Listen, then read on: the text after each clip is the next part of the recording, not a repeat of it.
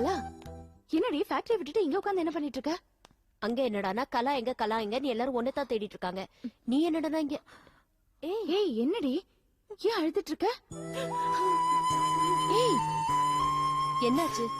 யாராவது ஏதாவது சொன்னாங்களா? ஏய் சித்ரா ஏதாவது சொன்னாளா? தீபா ஏதாவது பேசினாளா? இல்ல.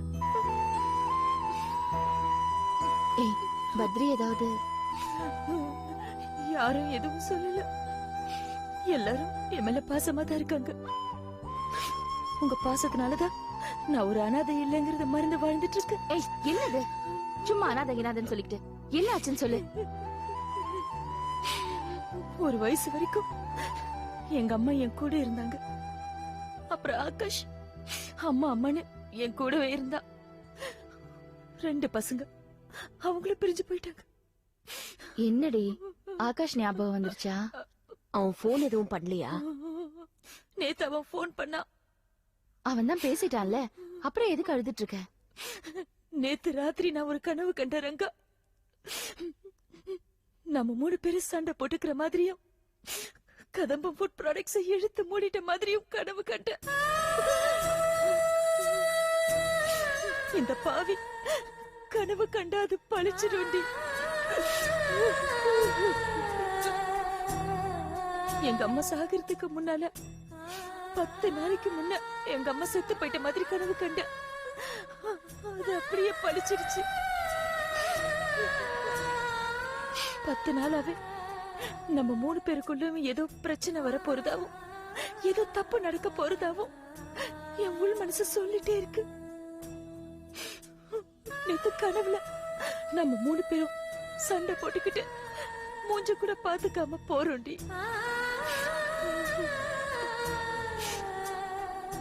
ரங்கா, நாங்க ஏதாவது தப்பு பண்ணா நீ எங்களை மன்னிச்சிடணும். எங்களை விட்டு போயிடக்கூடாது.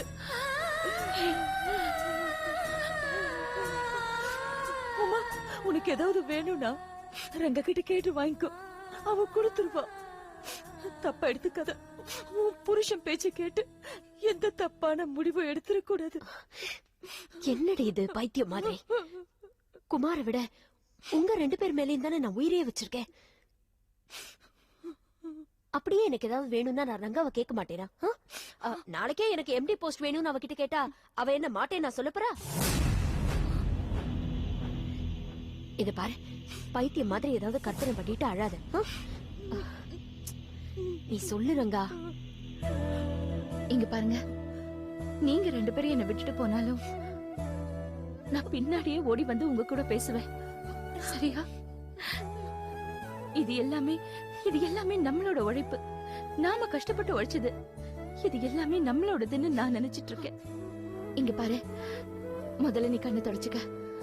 நான் வாழ்க்கையில எதை வேணாலும் விட்டு கொடுப்பேன், ஆனா ஃப்ரெண்ட்ஷிப்பை மட்டும் விட்டு கொடுக்கவே மாட்டேன். பாவண்டி உமா, அவ பொண்ணுக்கு அபார்ஷன் ஆயிடுச்சுன்னு ரொம்ப வருத்தத்துல இருக்கா. இதுல நீ வேற அழுதுட்டு இருந்தா எப்படி? மோயினிக்கு அபார்ஷன் ஆயிடுச்சா? நீ கவலைப்படாத, அடுத்த வருஷம் அவளுக்கு குழந்தை பிறந்துரும். அது இருக்கட்டும், நீ முதல்ல சிரி. முதல்ல கண்ணத்தோட கண்ணத்தோட.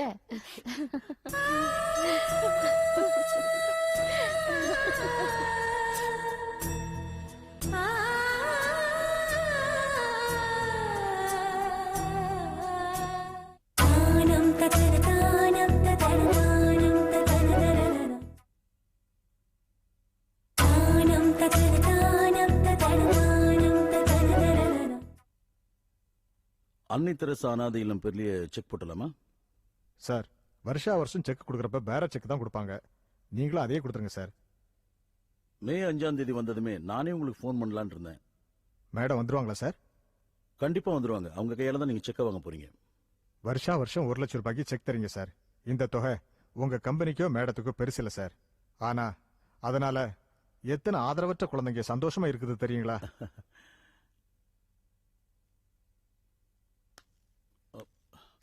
வாங்க. Morning madam. வணக்கம் மேடம். சீக்கிரமா வந்துட்டீங்க போல இருக்கு. ஆமா மேடம், முன்னாடியே வந்துட்டோம், சாரோட பேசிட்டு இருந்தோம். இல்ல, நான் தான் முதல்லயே சொன்னனே, உங்க அனாதை இல்லத்துக்கு ஹெல்ப் பண்றது வெளியில யாருக்கும் தெரிய வேண்டான்னு. பத்ரி செக் ரெடியா? ரெடியா இருக்கு. வருஷம் சொல்றது தான் இப்பவும் திரும்ப சொல்றேன். இந்த பணத்தை பிறந்த உடனே அப்பா அம்மாவை இழந்து போற குழந்தைங்களுக்கோ இல்ல அப்பா அம்மாவால தூக்கி போடப்பட்ட 1 வயசுக்குள்ள இருக்கிற குழந்தைங்களுக்கோ தான் நீங்க செலவு பண்ணணும். வேற ஏதாவது பணம் வேணும்னா பத்ரி சார கேளுங்க, அவர் ஹெல்ப் பண்ணுவாரு. ஆனா இந்த பணத்தை மட்டும் 1 வயசுக்குள்ள இருக்கிற அனாதை குழந்தைங்களுக்கு மட்டும்தான் நீங்க செலவு பண்ணணும். இதான் என்னோட ஆசை. இந்தாங்க. Thank you madam. வரேன் சார். வரேன் மேடம். வரேங்க சார். வாங்க.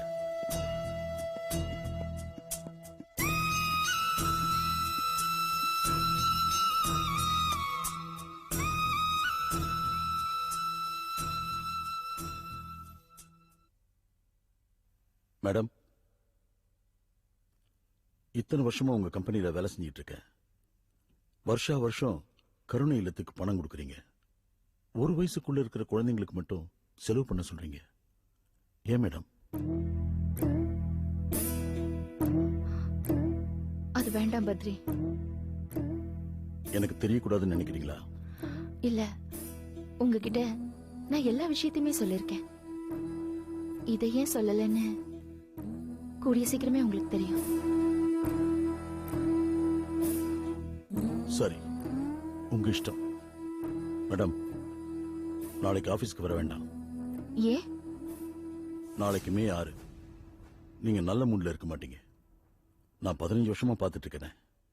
இதே மே 6ஆம் தேதி 3 வருஷத்துக்கு முன்னாடி நீங்க பண்ண ரகலை, பட்ட கோபம், இதெல்லாம் திரும்ப பார்க்க விரும்பல மேடம். ப்ளீஸ் வீட்லயே இருங்க. அந்த ராட்சசனோட வீட்லயே இருக்க சொல்றீங்களா? அங்க என்ன பிரச்சனை நடந்தாலும் உங்க பேர் கெட்டு போகாது மேடம். ஆபீஸ்க்கு வராதீங்க. நான் வருவேன். நான் சொல்லி எப்ப கேட்டிருக்கீங்க?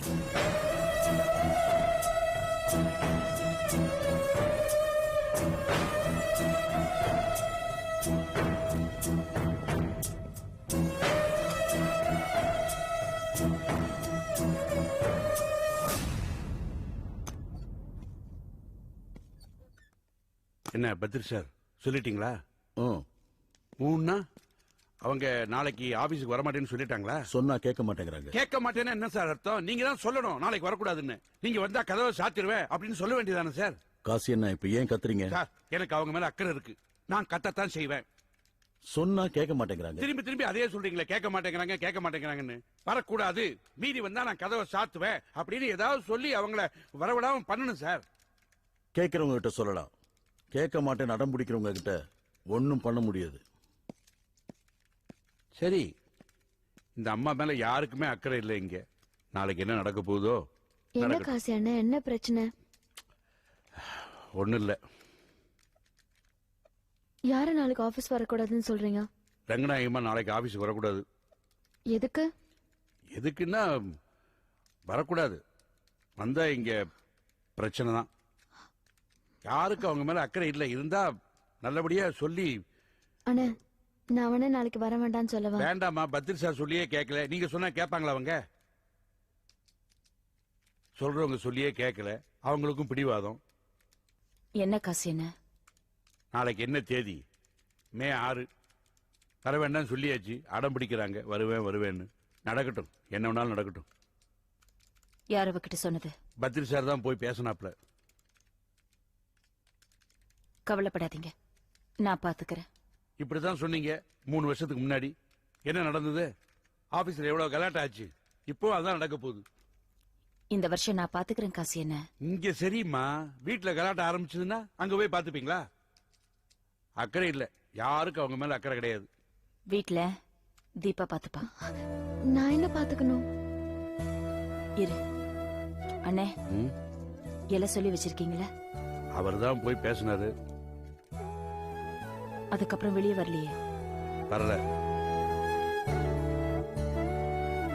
நீ ஒரு நிமிஷம் வா.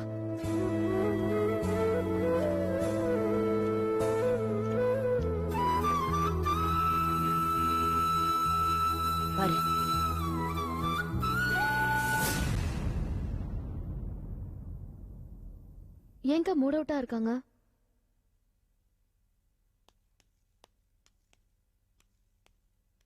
என்ன ஏதுன்னு கேட்காம நாளைக்கு ஒரு நாள் நீ ஆபீஸ்க்கு வராம ரங்கநாகிய ஜாக்கிரதையா பாத்துக்கோ. எதுக்குன்னு சொல்லுங்களேன். அதை நீ இப்ப தெரிஞ்சுக்க வேண்டாம். ஆனா ரங்கநாயகிய பத்திரமா பாத்துக்கோ.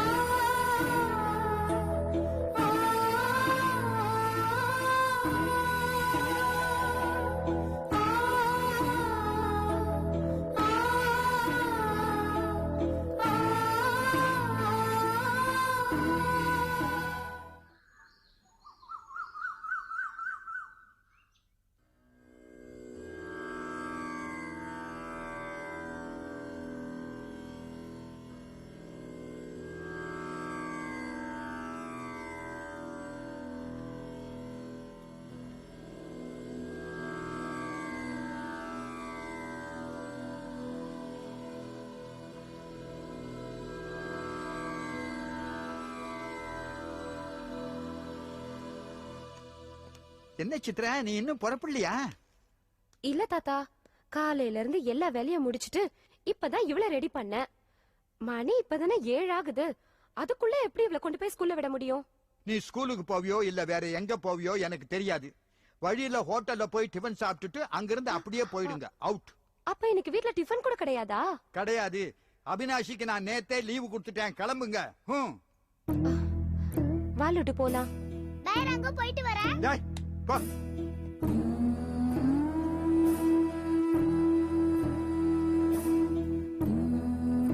டேய் பரணி, டேய்.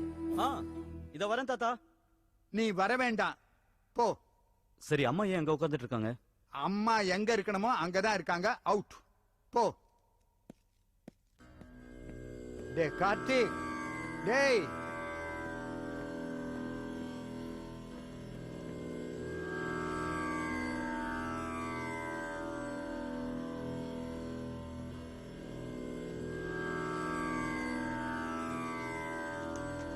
இந்த 2000 ரூபாய் ஏன் எதுக்குன்னு கேட்காத. புறப்படு. அவுட். சுவாதி, அவ காலையில 5 மணிக்கே புறப்பட்டு போயாச்சு. நீ போடா. உங்களுக்கு இந்த நாள் வந்துடக்கூடாது. தொல்லை தாங்காது. நைட்டே வரக்கூடாதுன்னு தான் பணம் நினைச்சேன். வாங்கத்தானே வந்த, வாங்கிட்டே இல்ல. புறப்படு. அவுட்.